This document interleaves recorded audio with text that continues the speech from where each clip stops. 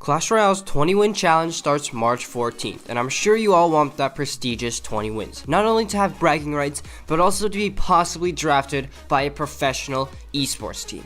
Hey guys, it's Legendaray here, and today I will be going over 20 tips to get 20 wins in Clash Royale. These tips range from general to specific and aim to help you get those 20 wins. So, without further ado, let's get right into the list. Number 1.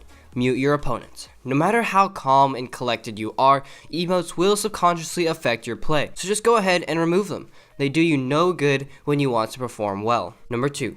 Develop a game plan at the beginning. After determining the matchup, make a game plan for how to play a match. If you're playing a cheap deck, be more aggressive. If you're playing beatdown, double elixir is your prime time. Number 3. Kiting. Learning how to properly kite units is so useful in making those positive elixir trades on defense. Number 4. Learn your tornado interactions. A lot of you run tornado in your deck, so it is important to know which troops you can pull to the King's Tower for a massive advantage over your opponent. Here are a few less known ones. Number 5. Countering Elixir Collector with spells. Elixir Collector is quite popular in many deck archetypes.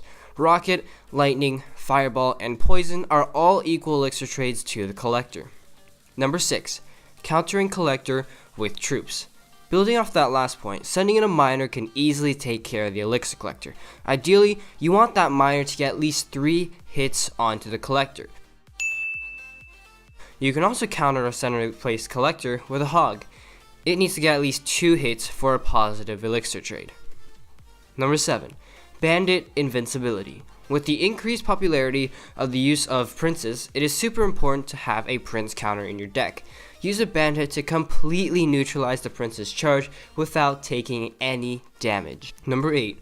Flying units. To counter flying units, always aim for the shadow. This is very useful and often overlooked. Number 9. Spell speed. Launching a spell at the very corner of the arena tower means that you will hit the tower in the least amount of time. Number 10. Deck choice. Having a well-balanced deck is so important in challenges. As much as it pains me to say this, just pick a popular deck off Stats Royale. Number 11. Defense is the best offense. Defending is the best way to gain an elixir advantage. That's why so many players wait for their opponents to make the first move. Number 12. It's okay to draw. Do this only when your opponent does not have a big spell to spell cycle you. When you know that you cannot break through your opponent's defenses, just go for a draw.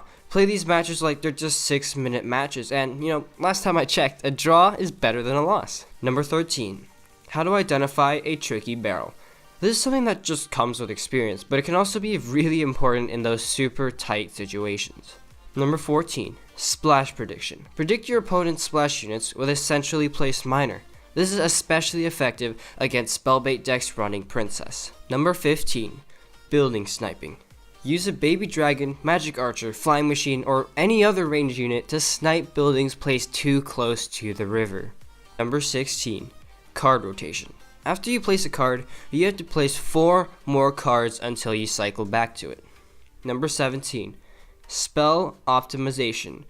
You almost always want to clip your spell onto the arena tower. Oftentimes, the game will come down to just those 100 to 200 hit points. Number 18. It's okay to leak elixir. Sometimes it's actually better to stay at 10 elixir. This is especially useful when you're playing a heavy beatdown deck because you want to play a lot more reactively. Oftentimes, it's actually better to wait for your opponent to make the first move. Number 19. Stop playing. To avoid tilt, stop playing after 2 losses. This is so important for you to consistently play your best and to stop you from playing too aggressively. Number 20. Don't get too overconfident. This can happen if you just took that early crown lead or you're on a huge win streak.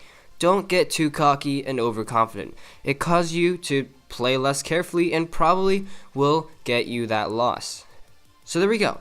20 tips that will help you guys get those 20 wins in Clash Royale. Hopefully these tips will greatly help you improve your play as they have greatly helped mine. But unfortunately guys, that is all the time for in today's video. If you enjoyed, please like down below as well as a subscription to my channel. And as always, this is Legendaray and I'm signing off. See you guys next time.